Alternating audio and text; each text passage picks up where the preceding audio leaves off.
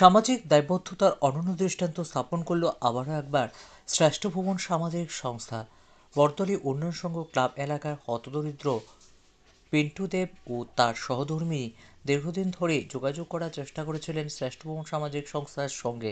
অবশেষে সার্থক হলো। পরিবারের সদস্যরা হতদরিদ্র হওয়ার দরুন তাদের মেধাবী ছাত্র নবম শ্রেণীতে পাঠরত অবস্থায় দীপাঞ্জন দেবের পড়াশুনো বন্ধ হওয়ার মুখে দাঁড়িয়েছিল। শ্রেষ্ঠভূম সামাজিক সংস্থার শরণাপন্ন হতেই এবারে সমস্ত সমস্যার সমাধান হলো।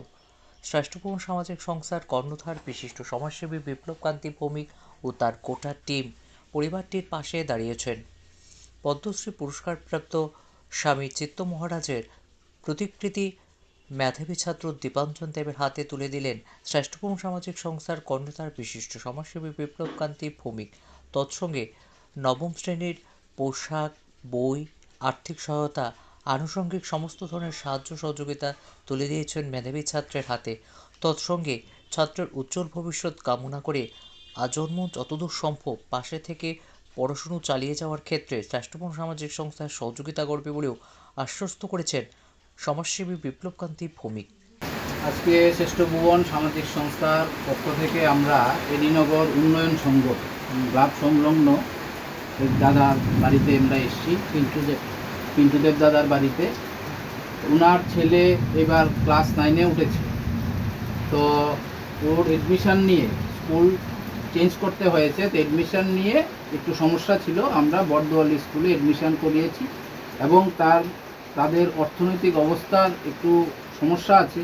তার পড়াশোনা নিয়ে, তার ড্রেস, বইপত্র নিয়ে আজকে আমরা যতটুকু পেরেছি আমাদের সমস্ত কার্যকর্তারা মিলে তোর স্কুল ড্রেস, তার বইপত্রের টাকা পয়সা, পাশাপাশি আরেকটা জিনিস আমরা এখানে পদ্মশ্রী গুরুদেব চিত্তরঞ্জন মহারাজজির এক প্রতিকৃতি দিয়েছি। ওর জীবনে যাতে ও আরও সুন্দরভাবে সফলতা অর্জন করতে পারে। নাম্বারটা আমার বাইরে থেকে আনলাম, আইনের সময় দাদার কাছে ফোন করি, ফোন দাদা ধরে তারপর আমি কইলাম যে দাদা আমার এই সমস্যা, স্কুলে ভর্তি দিতে পারছি না, বই টই কেনার আমার সমস্যা। দাদা আজকে আমার মনের আশা পূর্ণ করলেন সবাই নিয়ে।